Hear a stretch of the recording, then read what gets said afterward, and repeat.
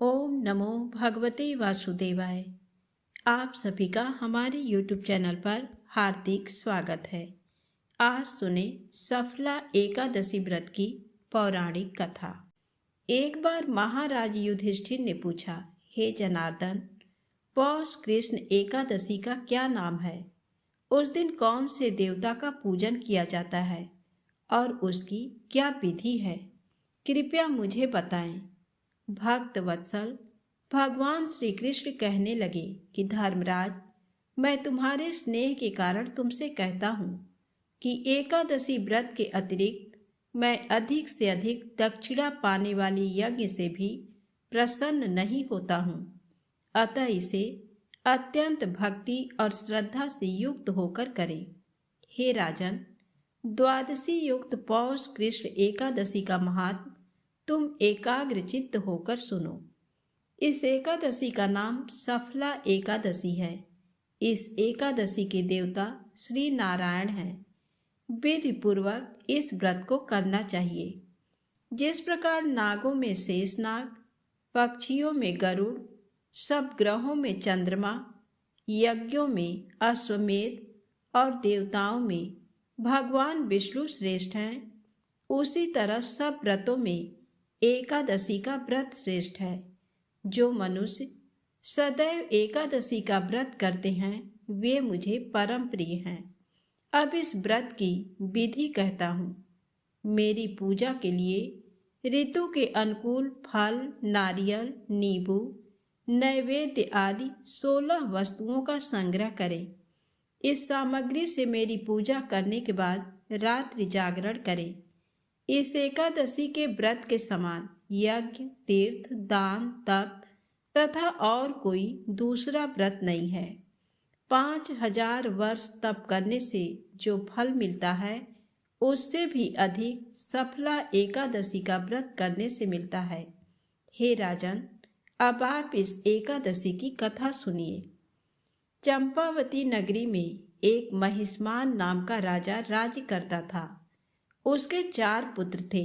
उन सब में लुम्पक नाम वाला बड़ा राजपुत्र महापापी था। वह पापी सदा पर स्त्री और वेश्यागमन तथा दूसरे बुरे कामों में अपने पिता का धन नष्ट किया करता था। सदैव ही देवता, ब्राह्मण, वैष्णवों की निंदा किया करता था। जब राजा को अपने बड़े पुत्र के ऐसे कुकर्मों का पता चला तो उन्होंने उसे अपने राज्य से निकाल दिया।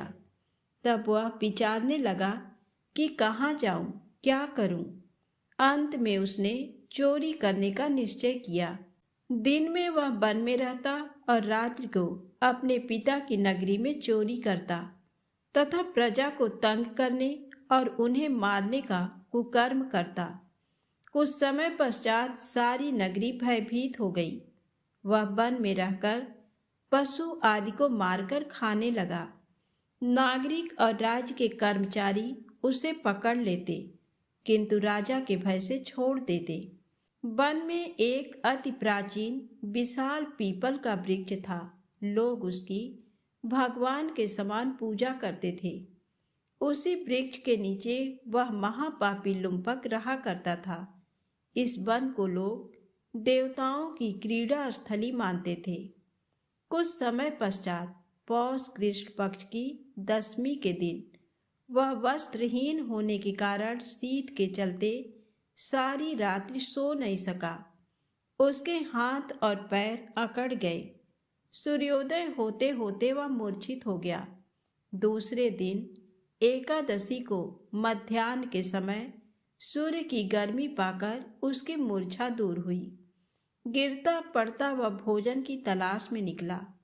पशुओं को मारने में वह समर्थ नहीं था, अतः पेड़ों के नीचे गिरे हुए फल उठाकर वापस उसी पीपल वृक्ष के नीचे आ गया। उस समय तक भगवान सूर्य अस्त हो चुके थे। वृक्ष के नीचे फल रखकर कहने लगा, हे भगवान, ये आपको ही अर्पण है, आप ही तृप्त हो जाइए। उस रात्रि को दुख के कारण रात्रि को भी नींद नहीं आई। उसके इस उपवास और जागरण से भगवान अत्यंत प्रसन्न हो गए और उसके सारे पाप नष्ट हो गए। दूसरे दिन प्रातः एक अति सुंदर घोड़ा अनेक सुंदर वस्तुओं से सजा हुआ उसके सामने आकर खड़ा हो गया। उसी समय आकाशवाणी हुई कि हे राजपुत्र, श्री नारायण की कृपा से तेरे पाप नष्ट हो गए। अब तू अपने पिता के पास जाकर राज्य प्राप्त कर। ऐसी वाणी सुनकर वह अत्यंत प्रसन्न हुआ और दिव्य वस्त्र धारण करके भगवान आपकी जय हो ऐसा कहकर अपने पिता के पास गया। उसके पिता ने प्रसन्न होकर उसे समस्त राज्य का भार सौंप दिया और वन का रास्ता लिया। अब लुम्पक शास्त्रानुसार राज्य करने लगा। उसके स्त्री पुत्र आदि सारा कुटुंब भगवान नारायण के परम भक्त हो गए। वृद्ध होने पर वह भी अपने पुत्र को राज्य का भार सौंपकर वन में तपस्या करने चला गया और अंत समय में वैकुंठ को प्राप्त हुआ। अतः जो मनुष्य इस परम पवित्र सफला एकादशी का व्रत करता है उसे अंत में मुक्ति मिलती है। जो नहीं करते वे पूंछ और सींगों से रहित पशुओं के समान हैं। इस सफला एकादशी के महात्म को पढ़ने से अथवा श्रवण करने से मनुष्य को अश्वमेध यज्ञ का फल मिलता है। तो प्रेम से बोले श्री हरि विष्णु भगवान की जय हो। अब आइए सुनते हैं एकादशी माता की पौराणिक कथा। एक बार एक राज्य में एक राजा रहा करता था। राजा बहुत ही बुद्धिमान और बलशाली था। राजा सदैव अपनी प्रजा का बहुत अच्छे से ध्यान रखता था। प्रजा भी अपने राजा को बहुत पसंद करती थी। राजा की 2 बेटियां थीं। राजा अपनी दोनों बेटियों से बहुत प्रेम करता था। राजा की छोटी बेटी देखने में बहुत सुंदर और आकर्षक थी। राजा की बड़ी बेटी छोटी बेटी के मुकाबले थोड़ा कम सुंदर थी। राजा की छोटी बेटी 11 माता की पूजा किया करती थी और सभी लोग राजा की छोटी बेटी से बहुत प्रेम करते थे और बहुत प्रशंसा किया करते थे। राजा भी अपनी छोटी बेटी को बड़ी बेटी से अधिक प्रेम करता था, जिस कारण राजा की बड़ी बेटी को अपनी छोटी बहन से बहुत नफरत होने लगी थी। राजा की दोनों बेटियां जब बड़ी हो गईं, तब एक पड़ोस राज्य में रहने वाला राजकुमार राजा की बड़ी बेटी के लिए रिश्ता लेकर आया। लेकिन जैसे ही उस राजकुमार की नजर राजा की छोटी बेटी पर पड़ी, तो वह राजकुमार राजा की छोटी बेटी पर आकर्षित हो गया और उससे पहली नजर में प्रेम कर बैठा। उस राजकुमार ने राजा की बड़ी बेटी के साथ विवाह करने से मना कर दिया और उसने राजा से कहा कि मैं आपकी छोटी बेटी से विवाह करना चाहता हूँ। जिसके बाद राजा की बड़ी बेटी ये देखकर अपनी छोटी बहन से बहुत क्रोधित हो गई और राजा की बड़ी बेटी ने अपनी छोटी बहन को अपना सबसे बड़ा दुश्मन मान लिया। राजा की बड़ी बेटी ने अपनी छोटी बहन से बदला लेने का निर्णय लिया, जिसके लिए उसने अपनी छोटी बहन को जान से मारने का प्लान बनाया। राजा की बड़ी बेटी ने अपनी छोटी बहन को मारने के लिए सबसे पहले एक लड्डू में जहर मिलाकर अपनी छोटी बहन को दे दिया और उसको लड्डू खाने के लिए कहा। लेकिन लड्डू खाने के बाद भी छोटी बहन को कुछ नहीं हुआ। बड़ी बहन ये देखकर बहुत आश्चर्यचकित हो गई, लेकिन बड़ी बहन ने हार नहीं मानी और उसने जब रात में छोटी बहन अपने कमरे में सो रही थी, तब एक मटके में सांप रखकर उसे कमरे में छोड़ दिया। लेकिन सांप भी छोटी बहन का कुछ नहीं कर पाया।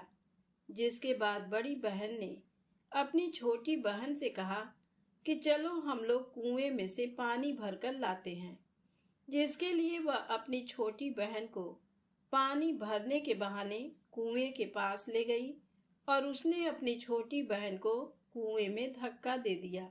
लेकिन छोटी बहन को तब भी कुछ नहीं हुआ, क्योंकि हर बार ग्यारस माता उसकी रक्षा कर रही थी और उधर बड़ी बहन अपने सारे प्रयासों के बाद असफल हो रही थी, जिससे वह बहुत क्रोधित होती जा रही थी। फिर उसने अपनी छोटी बहन के पास जाकर उससे खुद ही पूछा कि मेरी छोटी बहन, तुमको पता है भगवान ने सबकी मृत्यु एक निश्चित समय पर लिखी हुई है, और कैसे तुम्हारी मृत्यु होगी क्या ये तुम जानती हो? तब छोटी बहन ने अपनी बड़ी बहन को बताया कि हाँ, मैं तो जानती हूँ मेरी मृत्यु कैसे होगी। छोटी बहन से ये सुनकर बड़ी बहन मन ही मन बहुत प्रसन्न होने लगी और उसने अपनी छोटी बहन से कहा कि तो मुझे अपनी मृत्यु का राज बताओ। छोटी बहन ने अपनी बड़ी बहन से कहा कि मेरी मृत्यु तो एक तोते में है। जो तोते के गले में एक हार है, उससे मेरी मृत्यु होगी। जब तक कोई भी व्यक्ति तोते को मारकर वह हार अपने गले में पहनेगा तो मैं मूर्छित हो जाऊंगी, और जैसे ही उस हार को अपने गले से उतारेगा तो मैं वापस से जीवित हो जाऊंगी। अपनी छोटी बहन की मृत्यु का राज जानकर बड़ी बहन बहुत ही खुश हो गई और उसने अपनी छोटी बहन को मारने के लिए उसके पालतू तोते को ढूंढना शुरू कर दिया। और छोटी बहन को इस बात का आभास हो गया था कि कोई उसकी जान लेना चाहता है, जिसके लिए वह अपने पिताजी के पास गई और उसने अपने पिताजी से कहा कि पिताजी, मेरी मृत्यु के बाद आप मुझे जलाइएगा मत, बल्कि आप मुझे अपनी पुरानी वाली हवेली में एक पलंग में लिटाकर छोड़ दीजिएगा। अपनी छोटी लड़की की ये बात सुनकर राजा बहुत आश्चर्यचकित हो गए। राजा ने अपनी छोटी बेटी से पूछा, बेटी, तुम ये क्या कह रही हो? तब राजा की छोटी बेटी ने बताया, पिताजी, समय किसी के लिए नहीं रुका है, कब क्या हो जाए किसी को कुछ पता नहीं है। और फिर राजा ने अपनी छोटी बेटी से कहा कि तुम ऐसी बातें क्यों कर रही हो? 2-3 दिन में तो तुम्हारा विवाह है। लेकिन छोटी बेटी ने अपने पिताजी को ऐसा करने पर मजबूर कर दिया और उनसे वचन ले लिया। राजा ने भी अपनी छोटी बेटी की बात स्वीकार कर ली और 2-3 दिनों के बाद जब शादी का समय आया तब राजकुमार बारात लेकर राजा के घर आया और राजकुमार और राजा की छोटी बेटी का विवाह शुरू हो गया। जैसे ही राजा की छोटी बेटी राजकुमार के साथ फेरे लेना शुरू करती है तो उसकी बड़ी बहन अपनी छोटी बहन के कमरे में जाकर उसके तोते को पकड़ लेती है और उसको जान से मार देती है। तोते की गले में जो हार था उसको अपने गले में धारण कर लेती है। जैसे ही बड़ी बहन उस हार को अपने गले में धारण करती है तो उधर छोटी बहन 3.5 ही फेरे ले पाती है और वहीं पर बेहोश होकर गिर जाती है। जिसके बाद राजा ने बड़े बड़े दर्द हकीमों को बुलवाया और अपनी छोटी बेटी का इलाज करने के लिए कहा। राजा की बात सुनकर वैद्य ने छोटी बेटी को जब चेक किया तो राजा को बताया कि आपकी छोटी बेटी ना तो जीवित है और ना ही मरी हुई है। ये मैं ऐसा पहली बार देख रहा हूँ। राजा ने वैद्य और हकीम को ये बात बाहर बताने से मना कर दिया और उनको कहा कि अगर तुमने ये बात किसी को बाहर बताई तो हम तुम्हें फांसी दे देंगे। राजा ने अपनी छोटी बेटी को पुराने महल में ले जाकर एक पलंग में लेटा दिया और वहां पर कुछ सैनिक को तैनात कर दिया। वापस अपने महल पर आ गया। राजा की बड़ी बेटी अपने पिताजी के पास आई और कहने लगी कि पिताजी, अगर ये शादी संपन्न नहीं हुई तो आपकी इज्जत का क्या होगा? आप कहें तो मैं आपकी इज्जत बचाने के लिए राजकुमार से शादी करने के लिए तैयार हूँ। जिसके बाद राजा ने अपनी बड़ी बेटी की बात मान ली और राजा ने बड़ी बेटी को छोटी बेटी के कपड़े पहनाकर मंडप पर भेज दिया। लेकिन राजकुमार ये जान गया कि ये राजा की छोटी बेटी नहीं है, बल्कि ये राजा की बड़ी बेटी है। लेकिन जब राजकुमार ने शादी करने से मना किया तो सभी लोगों ने राजकुमार को विवश करके राजा की बड़ी बेटी से बचे हुए फेरों को संपन्न करा दिया और विवाह करवा दिया। जिसके बाद राजकुमार राजा की बड़ी बेटी को अपने महल ले गया। राजकुमार राजा की बड़ी बेटी से ना तो बात करता था, ना ही उसको पसंद करता था और ना ही उसके आसपास भटकता था। और राजकुमार ने यह फैसला लिया था कि वह अपनी प्रेमिका को ढूंढ कर रहेगा और ये जानकर रहेगा कि उसके साथ हुआ क्या है। एक दिन राजकुमार अपने घोड़े पर सवार होकर राजा के पुराने महल के पास पहुंच गया, जहां पर उसने कुछ सैनिकों को देखा। महल के पास पहुंचकर राजकुमार ने जब महल को ध्यान से देखा तो वह समझ गया कि ये तो हमारे ससुर जी का महल है। तब राजकुमार ने सैनिकों से पूछा, तुम लोग यहाँ क्या कर रहे हो और इस महल के अंदर उस पलंग में कौन लेटा है? जिसके बाद सैनिकों ने बताया कि यहाँ पर राजा की छोटी बेटी लेटी है। ये सुनकर राजकुमार बहुत प्रसन्न हो गया और वह तुरंत अपनी प्रेमिका के पास पहुंच गया और उसकी सेवा करने लगा। जैसे ही रात हुई तो राजा की छोटी बेटी उठकर खड़ी हो गई। राजकुमार ये देखकर बहुत खुश हो गया और उसने अपनी प्रेमिका से पूछा कि तुम यहाँ क्या कर रही हो? तुम मेरे साथ मेरे घर चलो। राजा की छोटी बेटी ने राजकुमार को सारी बातें बता दी कि मेरी जान एक तोते में बसी थी और मैंने ये बात सिर्फ अपनी बड़ी बहन को बताया था और मुझे पता है कि उसने ही मुझे मारने का प्रयास किया है। उसके पास एक हार है जिसको वह सुबह पहन लेती है और रात को उतार देती है। जब तक वह हार को पहने रहती है तब तक मैं मूर्छित रहती हूँ और जैसे ही वह हार को उतार देती है तो मैं जीवित हो जाती हूँ। और जब तक मेरी बड़ी बहन के पास वह हार है तब तक मैं ऐसे ही जीवित और मूर्छित होती रहूंगी। अगर मेरी बड़ी बहन के पास जो हार है वह मेरे हाथ में लग जाए तो मैं हमेशा के लिए जीवित हो जाऊंगी। राजकुमार ये बात सुनकर राजा की छोटी बेटी के पास रहने का निर्णय ले लिया और उसने अपने बचे हुए सारे फेरे उस राजा की छोटी बेटी के साथ ले लिए और अपना विवाह पूर्ण कर लिया और वहीं पर रहने लगा। देखते ही देखते कुछ समय में राजा की छोटी बेटी और राजकुमार की पत्नी पेट से हो गई। एक दिन राजकुमार को किसी काम से बाहर जाना पड़ा। तब छोटी बहन के पेट में बहुत तेज से दर्द होने लगा। जिसके बाद उसने 11 माता का आवाहन किया। जिसके बाद वहां पर 11 माता प्रकट हुई और उन्होंने अपने भक्त के दर्द को दूर किया और एक पुत्र की प्राप्ति करवाई। और वहीं पर अचानक से राजकुमार भी आ गया। राजकुमार ने 11 माता को देखा तो वह आश्चर्यचकित हो गया और उसने तुरंत माता को प्रणाम किया। और 11 माता ने राजकुमार से कहा कि जब तुम्हारा पुत्र 5 वर्ष का हो जाए तो तुम अपनी पत्नी का हार लाकर इसके गले में डाल देना।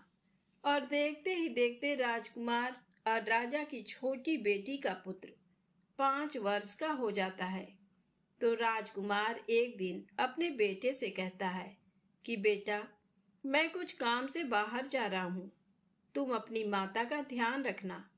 और वहां से चला जाता है। राजा को बाहर निकलता देख बड़ी बहन के सैनिक देख लेते हैं और बड़ी बहन को जाकर सारी बातें बता देते हैं। जिसके बाद बड़ी बहन अपनी छोटी बहन के पुत्र को वहां से उठवा लेती है और उसको मरवा देती है।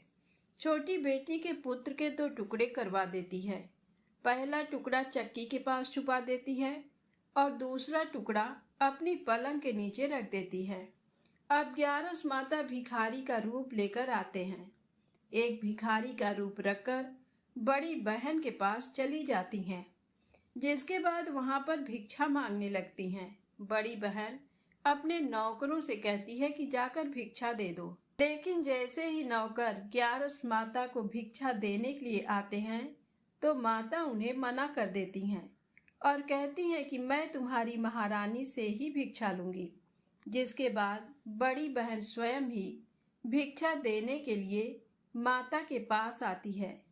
तब माता एक बिल्ली का रूप लेकर उसके कमरे में चली जाती हैं और वहां पर छोटी बेटी के पुत्र के 2 टुकड़े को आपस में जोड़ देती हैं और उसे जीवित कर देती हैं। उसे ले जाकर राजा की छोटी बेटी को दे देती हैं। एक दिन राजकुमार अपने बेटे को लेकर अपनी बड़ी पत्नी के पास जाता है और उससे कहता है कि तुम इसका ध्यान रखना। अगर तुम इस बच्चे का अच्छे से ध्यान रखोगी तो मैं तुमसे बात करूंगा। एक दिन राजकुमार अपने बच्चे से कहता है कि तुम मम्मी से उनके गले का हार मांग लो। जिसके बाद राजकुमार का लड़का अपनी मम्मी के पास जाता है और कहता है कि मम्मी, मुझे तुम्हारा हार चाहिए जो तुमने गले में पहन रखा है। ये सुनकर पहले तो बड़ी बहन बहुत क्रोधित होती है, पर उसको ये याद आता है कि राजकुमार ने कहा था कि अगर मैं इस बच्चे का ध्यान अच्छे से रखूंगी तो वह मुझसे बात करेंगे। जिसके कारण वह हार को उस बच्चे को दे देती है और वह तुरंत हार को ले जाकर अपने पिताजी को दे देता है। और तभी राजकुमार अपने बेटे को लेकर वहां से जाने लगता है और अपनी पत्नी से कहता है कि तुम हमारे लिए खाना बनाकर रखना, मैं शाम को आकर तुम्हारे साथ खाऊंगा। और वह अपने बेटे को लेकर वहां से चला जाता है। जिसके बाद वह राजा के पास जाता है और उनको सारी बातें बता देता है। राजा अपनी बड़ी बेटी की ये करतूत सुनकर बहुत क्रोधित होते हैं और अपनी परवरिश पर ही दोष देने लगते हैं और राजकुमार को अपनी छोटी बेटी के साथ रहने के लिए आदेश देते हैं। तो प्रेम से बोलें, एकादशी माता की जय हो। अब आइए सुनते हैं छोटी सी गौरैया के श्री कृष्ण पर विश्वास की कहानी। कुरुक्षेत्र के युद्ध क्षेत्र को विशाल सेनाओं के आवागमन की सुविधा के लिए तैयार किया जा रहा था। उन्होंने हाथियों का इस्तेमाल पेड़ों को उखाड़ने और जमीन साफ करने के लिए किया। ऐसे ही एक पेड़ पर एक गौरैया अपने 4 बच्चों के साथ रहती थी। जब उस पेड़ को उखाड़ा जा रहा था तो उसका घोंसला जमीन पर गिर गया, लेकिन चमत्कारी रूप से उसकी संतानें अनहोनी से बच गईं। लेकिन वो अभी बहुत छोटे होने के कारण उड़ने में असमर्थ थे। कमजोर और भयभीत गौरैया मदद के लिए इधर उधर देखती रही। तभी उसने कृष्ण को अर्जुन के साथ वहां आते देखा। वे युद्ध के मैदान की जांच करने और युद्ध की शुरुआत से पहले जीतने की रणनीति तैयार करने के लिए वहां गए थे। उसने कृष्ण के रथ तक पहुंचने के लिए अपने छोटे पंख फड़फड़ाए और किसी प्रकार श्री कृष्ण के पास पहुंची।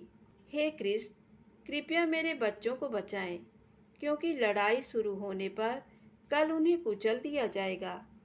सर्वव्यापी भगवान बोले, मैं तुम्हारी बात सुन रहा हूँ, लेकिन मैं प्रकृति के कानून में हस्तक्षेप नहीं कर सकता।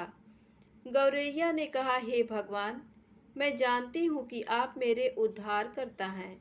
मैं अपने बच्चों के भाग्य को आपके हाथों में सौंपती हूँ। अब ये आपके ऊपर है कि आप उन्हें मारते हैं या उन्हें बचाते हैं। काल चक्र पर किसी का बस नहीं है। श्री कृष्ण ने एक साधारण व्यक्ति की तरह उससे बात की, जिसका आशय था कि वहाँ ऐसा कुछ भी नहीं था जिसके बारे में वो कुछ भी कर सकते थे। गौरैया ने विश्वास और श्रद्धा के साथ कहा, प्रभु, आप कैसे और क्या करते हैं वो मैं नहीं जान सकती। आप स्वयं काल के नियंता हैं, ये मुझे पता है। मैं सारी स्थिति एवं परिस्थिति एवं स्वयं को परिवार सहित आपको समर्पण करती हूँ। भगवान बोले, अपने घोंसले में 3 सप्ताह के लिए भोजन का संग्रह करो। गौरैया और श्री कृष्ण के संवाद से अनभिज्ञ अर्जुन गौरैया को दूर भगाने की कोशिश करते हैं। गौरैया ने अपने पंखों को कुछ मिनटों के लिए फुलाया और फिर अपने घोंसले में वापस चली गई। 2 दिन बाद शंख के उद्घोष से युद्ध शुरू होने की घोषणा की गई। कृष्ण ने अर्जुन से कहा कि अपने धनुष और बाण मुझे दो। अर्जुन चौंका, क्योंकि कृष्ण ने युद्ध में कोई भी हथियार नहीं उठाने की शपथ ली थी। इसके अतिरिक्त अर्जुन का मानना था कि वह ही सबसे अच्छा धनुर्धर है। मुझे आज्ञा दें भगवान, अर्जुन ने दृढ़ विश्वास के साथ कहा। मेरे तीरों के लिए कुछ भी अभेद्य नहीं है। चुपचाप अर्जुन से धनुष लेकर कृष्ण ने एक हाथी को निशाना बनाया, लेकिन हाथी को मार के नीचे गिराने के बजाय तीर हाथी के गले की घंटी में जा टकराया और एक चिंगारी सी उड़ गई। अर्जुन ये देखकर अपनी हंसी नहीं रोक पाए कि कृष्ण एक आसान सा निशाना चूक गए। अर्जुन ने कहा, क्या मैं प्रयास करूं? उनकी प्रतिक्रिया को नज़रअंदाज करते हुए कृष्ण ने उन्हें धनुष वापस दिया और कहा कि कोई और कार्रवाई आवश्यक नहीं है। अर्जुन ने कहा, लेकिन केशव, आपने हाथी को क्यों तीर मारा? तब कृष्ण ने कहा, क्योंकि इस हाथी ने उस गौरैया के आश्रय उसके घोंसले को, जो कि एक पेड़ पर था, उसको गिरा दिया था। अर्जुन ने पूछा, कौन सी गौरैया? इसके अतिरिक्त हाथी तो अभी स्वस्थ और जीवित है, केवल घंटी ही टूटकर गिरी है। अर्जुन के सवालों को खारिज करते हुए कृष्ण ने उसे शंख फूंकने का निर्देश दिया। युद्ध शुरू हुआ। अगले 18 दिनों में कई जानें चली गईं। अंत में पांडवों की जीत हुई। एक बार फिर कृष्ण अर्जुन को अपने साथ सुदूर क्षेत्र में भ्रमण करने के लिए ले गए। कई शव अभी भी वहाँ हैं जो उनके अंतिम संस्कार का इंतजार कर रहे हैं। जंग का मैदान गंभीर अंगों और सिर बेजान सीढ़ियों और हाथियों से अटा पड़ा था। कृष्ण एक निश्चित स्थान पर रुके और एक घंटी, जो कि हाथी पर बांधी जाती थी, उसे देखकर विचार करने लगे। श्री कृष्ण ने कहा, अर्जुन, क्या मेरे लिए आप ये घंटी उठाएंगे और इसे एक तरफ रख देंगे? निर्देश बिल्कुल सरल था, परंतु अर्जुन के समझ में नहीं आया। आखिरकार विशाल मैदान में, जहाँ बहुत सी अन्य चीज़ों को साफ करने की जरूरत थी, कृष्ण उसे धातु के एक टुकड़े को रास्ते से हटाने के लिए क्यों कहेंगे? उसने प्रश्नवाचक दृष्टि से उनकी ओर देखा। हाँ, ये घंटी, भगवान कृष्ण ने फिर से दोहराया। ये वही घंटी है जो हाथी की गर्दन पर पड़ी थी, जिस पर मैंने तीर मारा था। अर्जुन बिना किसी और सवाल के भारी घंटी उठाने के लिए नीचे झुका। जैसे ही उन्होंने इसे उठाया, उसकी हमेशा के लिए जैसे दुनिया बदल गई। 1, 2, 3, 4 और 5, 4 युवा पक्षियों और उसके बाद एक गौरैया उस घंटी के नीचे से निकले। बाहर निकल के माँ और छोटे पक्षी कृष्ण के इर्द गिर्द मंडराने लगे एवं बड़े आनंद से उनकी परिक्रमा करने लगे। 18 दिन पहले काटी गई एक घंटी ने पूरे परिवार की रक्षा की थी। अर्जुन ने कहा, हे कृष्ण, मुझे क्षमा करें। आपको मानव शरीर में देखकर और सामान्य मनुष्यों की तरह व्यवहार करते हुए मैं भूल गया था कि आप वास्तव में कौन हैं। तो प्रेम से बोले, विष्णु भगवान की जय हो।